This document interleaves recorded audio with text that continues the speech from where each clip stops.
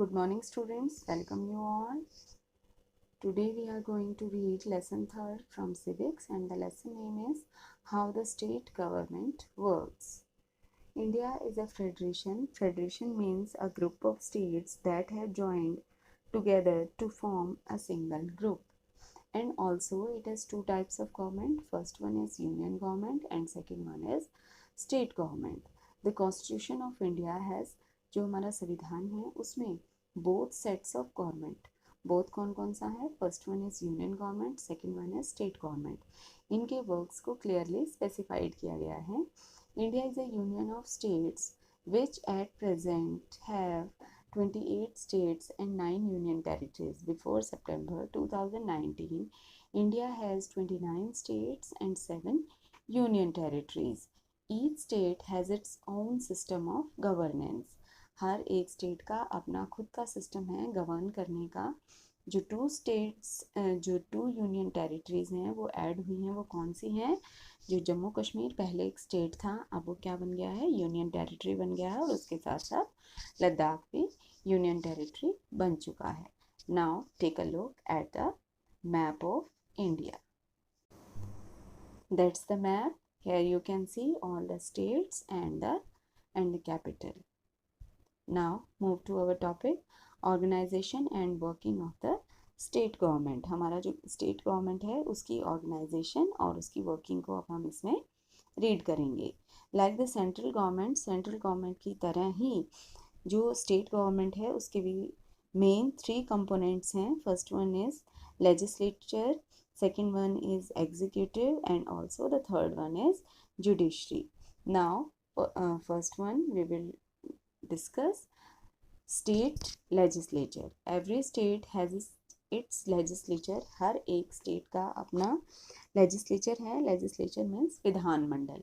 In some states legislature is bicameral. Bicameral का मतलब क्या है कि वहाँ पे जो वर्क है वहाँ 2 हाउसेस काम करते हैं. कौन से? First one is legislative assembly, second one is legislative council, and have unicameral legislature. तो कुछ स्टेट, ओनली 6 स्टेट्स ऐसे हैं जहाँ बाईकैमरल लेजिस्लेचर हैं. उन स्टेट्स के नेम हैं यूपी, बिहार, महाराष्ट्र, कर्नाटका, आंध्र प्रदेश एंड तेलंगाना. बाकी जो रिमेनिंग स्टेट है वहाँ यूनिकैमरल लेजिस्लेचर है. First we will discuss legislative assembly. Legislative assembly is the popularly elected house of the legislature. जो लेजिस्लेचर की जो स्ट्रेंथ है मेंबर्स की वो फिक्स्ड है बाय द पार्लियामेंट. पार्लियामेंट इनके जितने भी मेंबर्स हैं उन्हें कितने एक लेजिस्लेटिव असेंबली में मेंबर होने चाहिए उनको फिक्स किसने किया है? जो हमारी पार्लियामेंट है. और जो लेजिस्लेटिव असेंबली है उसमें मैक्सिमम 500 मेंबर्स हो सकते हैं और मिनिमम उसमें 60 मेंबर्स हो सकते हैं. जो कुछ जो छोटे स्टेट्स हैं वहाँ इनकी संख्या को कम कर दिया गया है. जो विधानसभा के मेंबर हैं वो डायरेक्टली चुने जाते हैं लोगों द्वारा on the basis of universal adult franchise. Means जो लोग 18 ईयर्स के हैं वो वोटिंग के थ्रू इन लेजिस्लेटिव असेंबली के मेंबर को इलेक्ट करते हैं. नेक्स्ट इसमें आता है रिजर्वेशन ऑफ सीट्स. सीट की रिजर्वेशन कैसे है? जो SC/BC हैं उन्हें अलग से, SC, BC, ST इन्हें अलग से रिजर्वेशन दिया हुआ है जो लेजिस्लेटिव असेंबली है. नेक्स्ट इसमें आती हैं क्वालिफिकेशन. एक लेजिस्लेटिव असेंबली का मेंबर बनने के लिए क्या क्या क्वालिफिकेशन होनी चाहिए? फर्स्ट वन, वो इंडिया का नागरिक होना चाहिए.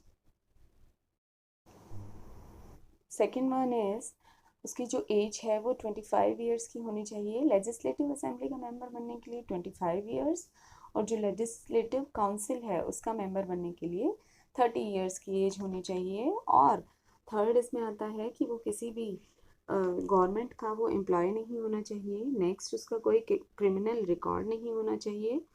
नेक्स्ट फिफ्थ इसमें है उसका नेम जो है वो वोटर लिस्ट में होना चाहिए. और सिक्स्थ इसमें लास्ट जो पार्लियामेंट के अकॉर्डिंग जो क्वालिफिकेशन प्रिस्क्राइब की गई है उसे भी उसमें पूरा उसको प्रॉपरली उसकी वो होनी चाहिए. नेक्स्ट इसमें आता है tenure. The normal tenure time जो है लेजिस्लेटिव का जो टाइम है असेंबली का वो है 5 इयर्स का, और इसे गवर्नर चाहे तो इसे पहले भी डिसॉल्व कर सकता है, मीन्स ख़त्म कर सकता है, और या फिर इसका जो लेजिस्लेटिव असेंबली का टाइम है उसे 1 ईयर के लिए बढ़ाया भी जा सकता है।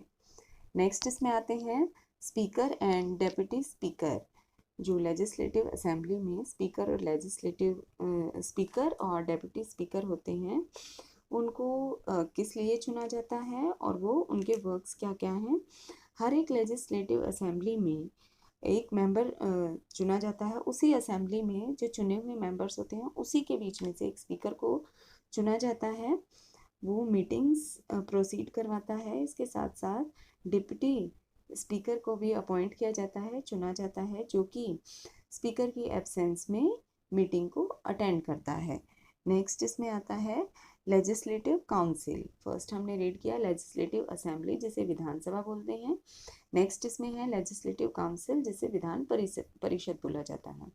एट प्रेजेंट हम हमारा आज का टाइम है इसमें 6 लेजिस्लेटिव काउंसिल हैं, क्योंकि इन्हीं 6 स्टेट्स में क्या है अभी हमने पहले इसमें रीड किया। यहाँ पे जो 6 यहाँ स्टेट्स के नेम दिए हुए थे, जैसे इसमें यूपी, बिहार, महाराष्ट्र, कर्नाटक, आंध्र प्रदेश एंड तेलंगाना। इसमें कौन सी लेजिस्लेचर थी? इसमें हमारी लेजिस्लेचर का नाम था बाई कैमरल लेजिस्लेचर। तो इस विधानसभा इन्हीं 6 स्टेट्स में है और इसके बारे में हम अब रीड करेंगे। अकॉर्डिंग टू द कॉन्स्टिट्यूशन, हमारे संविधान के अनुसार लेजिस्लेटिव काउंसिल में 40 मेंबर से कम नहीं होने चाहिए। और यहाँ कुछ बताया गया, यहाँ से जो 5 पार्ट्स हैं इसमें मेंशन किया गया है कि कैसे इन मेंबर्स को, जो ये 40 मेंबर्स हैं, इन्हें किस वे से चुना जाता है। The member of legislative council are elected indirectly, means जो हमारी लेजिस्लेटिव असेंबली होती है उसके मेंबर्स डायरेक्टली चुने जाते हैं, लेकिन जो लेजिस्लेटिव काउंसिल है उसके मेंबर को इनडायरेक्टली इलेक्ट किया जाता है। इसमें कुछ जो पीपल हैं वो लेजिस्लेटिव असेंबली के लोगों द्वारा चुने जाते हैं, कुछ उसमें लोग हैं जो लोकल बॉडीज़ द्वारा चुने जाते हैं, और आगे इसमें मेंशन किया गया है कि इन्हें किस तरीके से इलेक्ट किया जाता है, चुना जाता है। लेजिस्लेटिव काउंसिल जो है वो एक परमानेंट हाउस है और हर एक मेंबर को जो है वो 6 इयर्स के लिए इलेक्ट किया जाता है, चुना जाता है। 1/3 of its member retire every 2 year. Her 2 years के बाद 1/3 मेंबर्स जो हैं वो रिटायर कर दिए जाते हैं और उनकी जगह नए मेंबर्स चुन लिए जाते हैं। नेक्स्ट अब हम डिस्कस करेंगे इसमें powers and functions of the state legislative assembly की शक्तियाँ और फंक्शन, काम क्या क्या हैं, वो हम अब इसमें डिस्कस करेंगे। First one is there legislative function. इनका लेजिस्लेटिव फंक्शन क्या है? The state legislature can make law on those subject which have been given in the state list and concurrent list. जो स्टेट लिस्ट की तरफ से वहाँ से जो लिस्ट आती है उस लिस्ट में जो लॉ बनाए गए हैं उन पर वो डिस्कशन करती है। सेकंड इसमें है financial powers. The state legislative जो है वो क्या करती है, उसमें वो जो स्टेट का एनुअल बजट होता है उसे वो डिस्कस करते हैं, और इसके अप्रूवल के बिना जो स्टेट गवर्नमेंट है वो कोई भी काम या कोई भी टैक्स या कुछ भी उन्हें पे करना है, खर्च करना है, वो इनकी परमिशन के बिना नहीं कर सकते। Third one is control over the executive पे इसका control. The member of legislature, जो लेजिस्लेचर के मेंबर हैं वो कोई भी क्वेश्चन मिनिस्टर से पूछ सकते हैं, किसी भी टॉपिक के रिगार्डिंग उनसे क्वेश्चन पूछा जा सकता है। Legislative assembly can remove the ministry bye passing a vote of non confidence against it. इसके खिलाफ अविश्वास के प्रस्ताव के बाद इसे मिनिस्ट्री को रिमूव किया जा सकता है। Fourth one is there amendment in the constitution, amendment होता है संशोधन करना, संविधान में कुछ संशोधन कर सकते हैं, वो कैसे? For the amending certain provision of the constitution that consent of the legislature of at least half of the state is necessary। जो हाफ टोटल जितने 28 स्टेट हैं, जब तक हाफ स्टेट उस अमेंडमेंट के लिए रेडी नहीं होते हैं तो उसे चेंज नहीं किया जा सकता। अगर उसके जो स्टेट 28 स्टेट में से हाफ जो स्टेट हैं अगर वो उस अमेंडमेंट के फेवर में है तो उसे चेंज कर दिया जाता है। नेक्स्ट फिफ्थ इसमें आता है इलेक्टोरल फंक्शन। इलेक्टोरल फंक्शन में क्या है? इलेक्टेड मेंबर जो होते हैं लेजिस्लेटिव असेंबली के, वो किस में पार्टिसिपेट करते हैं? जो इंडिया के प्रेसिडेंट है उनकी इलेक्शन में वो पार्टिसिपेट करते हैं। नेक्स्ट इसमें आता है relation between legislative assembly and legislative council. अब जो हमने डिस्कस किया है अभी लेजिस्लेटिव असेंबली और लेजिस्लेटिव काउंसिल के बारे में, उन दोनों के बीच में क्या रिलेशन है और कौन सा जो हाउस है वो ज़्यादा पावरफुल है उसके बारे में हम डिस्कस करेंगे। फर्स्ट वन इज़, अब हम यहाँ दोनों जो फर्स्ट जो है लेजिस्लेटिव असेंबली, दूसरी लेजिस्लेटिव काउंसिल, इन दोनों के वर्क क्या क्या है उसके बारे में। First one is there passing of money bill. जो मनी बिल है उसे पास कैसे किया जाता है? मनी बिल जो है वो पहले लेजिस्लेटिव असेंबली में आता है और लेजिस्लेटिव असेंबली जो है उसे काउंसिल के पास भेज देती है, और ये जो काउंसिल है वो 14 डेज तक जो वो बिल है उसे अपने पास रख सकती हैं, उसके ऊपर डिस्कशन कर सकती हैं। और अगर इस हाउस ने houses if the council has not, अगर उस हाउस ने उसे काउंसिल उस बिल को पास नहीं किया तो क्या होता है? दूसरे शब्दों में हम ये भी कह सकते हैं जो लेजिस्लेटिव काउंसिल है वो 14 दिनों तक उस बिल को अपने पास रख सकती है।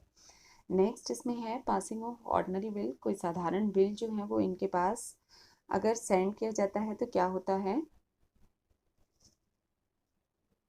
लेजिस्लेटिव असेंबली में, असेंबली का कोई भी बिल है उसे काउंसिल की परमिशन के बिना पास नहीं किया जा सकता, लेकिन इसे पहले 3 मंथ्स के लिए काउंसिल के पास सेंड किया जाता है, और काउंसिल अगर उसे पास नहीं करती तो वो बिल फिर से असेंबली में आ जाता है, और यही बिल फिर से लेजिस्लेटिव असेंबली में पास होने के बाद दोबारा फिर से लेजिस्लेटिव काउंसिल में आता है, और उसके बाद क्या होता है?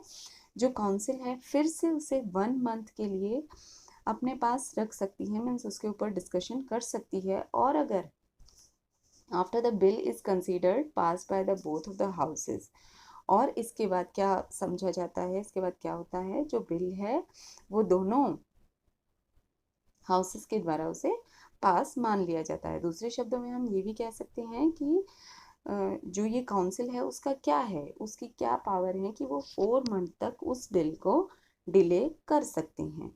थर्ड इसमें आता है control over the executive, executive के ऊपर कंट्रोल। तो इसमें जो हाउसेस के लेजिस्लेचर, हाउस के जितने भी स्टेट लेजिस्लेचर के मेंबर होते हैं उनसे कोई भी मिनिस्टर उनसे क्वेश्चन पुट कर सकते हैं, और ये assembly enjoy the power to remove them by passing a vote. तो उन मेंबर्स को वही नो कॉन्फिडेंस के वोट के अकॉर्डिंग उसे रिमूव कर सकते हैं। Fourth one is electoral function. The member of the legislative assembly, जो लेजिस्लेटिव असेंबली के जो मेंबर होते हैं वो क्या कर सकते हैं? अभी जैसे हमने जो स्टेट लेजिस्लेचर है उसकी पावर्स और फंक्शन का हमने डिस्कस किया था, वहाँ पे भी यही है कि ये जो हमारे प्रेसिडेंट ऑफ इंडिया है उनकी इलेक्शन में ये पार्ट ले सकते हैं। यहाँ इस डिस्कशन के बाद क्लियरली ये बोला जा सकता है लेजिस्लेटिव असेंबली ज़्यादा पावरफुल है लेजिस्लेटिव काउंसिल के मुकाबले। तो नेक्स्ट जो हमारा स्टेट एग्जीक्यूटिव टॉपिक है वो हम अपने नेक्स्ट वीडियो में रीड करेंगे।